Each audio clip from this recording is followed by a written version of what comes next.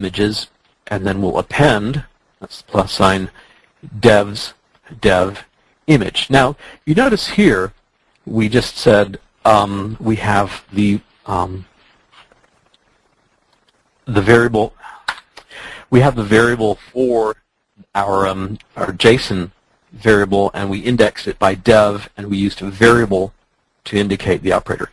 In this case, we actually have our JSON file indexed by our device, and in this case, we know that we need the image. So there's nothing really variable here. So we can actually pass in the string image, and when we do that, we find devs, cakes, and here's image. And so we know that the file name, string cake.jpg, will then be added. So now when we need to use it, reference this, all we have to say is top.lookstrings.image, and this will give us our image name.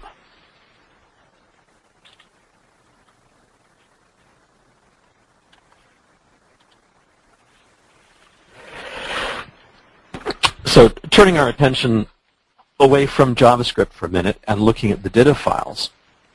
I should say, by the way, this stuff does get squirrely, and it depends on how you want to look at it.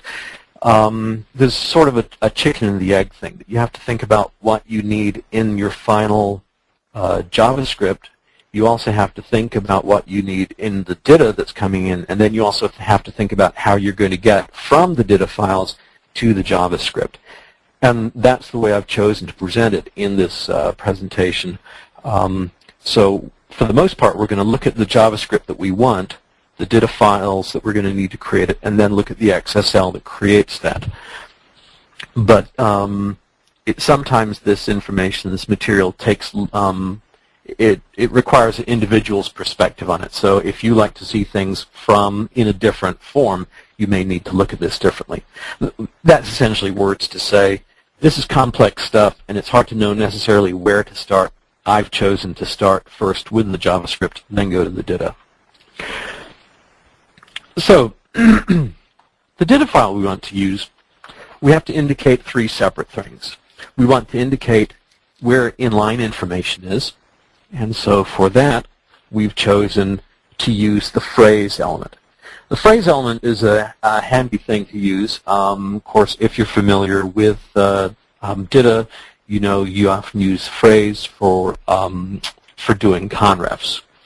And so instead of using the conref attribute, what we're doing is we're using, or hacking this with the other props attribute. I find other props is a very, very handy thing to use just for twisting things around in the DITA Open Toolkit. It's a very handy way for communicating additional information in. So in this case, what we're going to say is we're using the phrase element to indicate we're using the other props attribute, and we're passing in the string dev. And so what we're going to use is we're going to use the string dev. This is not particularly clear example. Actually, if I were writing this again, I would say other props equals company name, or something that might be more clear. Now, in addition to inline, we have blocks of information. And for the blocks of information, we could use the product attribute. This is one of the DITA attributes that's available for doing conditional assembly of content. And so we can then actually indicate what the company name is, or the company type, or whatever, how we want to look on this.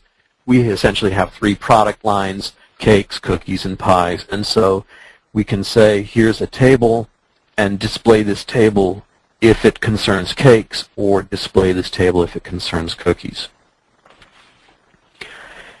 Now, another thing that we use for passing in information to the DITA file is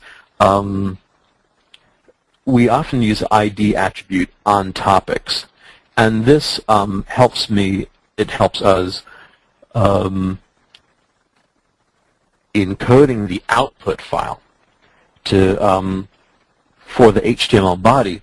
We can add to the HTML body an onload command. Some of the things that we have to do here have to be handled at onload time. and it's I come from an assembly language background, and so I'm always reluctant to do things that are going to use extra machine time. And maybe it's silly, but I figure if we just have a static page that doesn't have any dynamic content, then why bother doing all the onload stuff? And so what we do is we key on a specific ID in our topics to say, oh yes, I recognize this ID. I'm going to add the onload attribute to our output. And we'll actually see that a little later on when we start taking a look at how we implement this. A little bit more on the background, the XSL. What we did for this customer was we created a DITA OT, Open Toolkit plugin. And the reason for doing that, main reason for doing that, is that we wanted to make the changes transportable. We wanted the customer to be able to survive any changes, upgrades of the Open Toolkit. So when the Open Toolkit goes from 1.4.3 up to 1.5, they should be able to take this plugin and move it over to 1.5 and generate their help just the same. Now, as it turns out, our file locale.js that we've just looked at a few minutes ago is actually created in the XSL. And the reason that we do that is there's information that we need to pull out at build time or at generation time.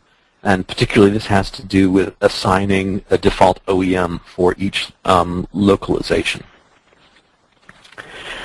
Now, in our plugin, we have customized the standard DITA file, the DITA OT XSL HTML file, DITA to HTML impl.xsl.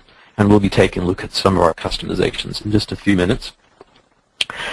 And we also copied whatever the XSL common folder.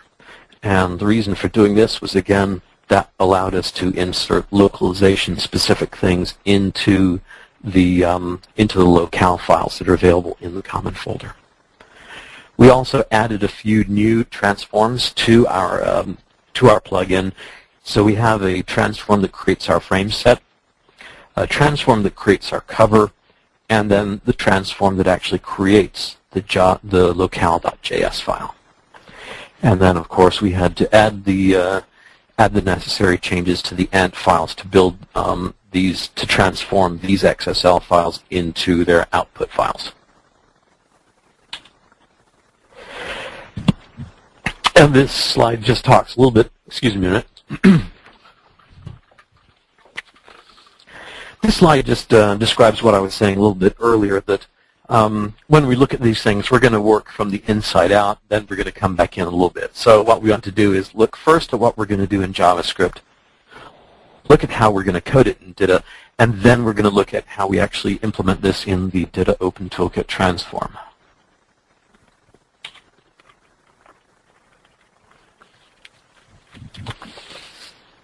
So the first of the big three, inline text. This is the basic thing that we need to do, is replace text in our output file. And the way we do this is just with the standard piece of JavaScript. You can insert this anywhere in an HTML document and it'll be executed. So you can insert the text script, which tells HTML you're executing a JavaScript, and then a little piece of JavaScript which says document write my variable. What this does is, in place of this whole script segment, so that's the document says, in this document at the current location, and then write this value. And so whatever string you have, or whatever the value of my variable is, that actually will be displayed in the HTML or in the browser. So this is essentially how we do dynamic text. So script document write, and then my variable. So since we need to write out a string, here's how we actually use it. So we have script document write, and then top. So this is what I was saying before. This says go to the frame set file, where you'll find we've got this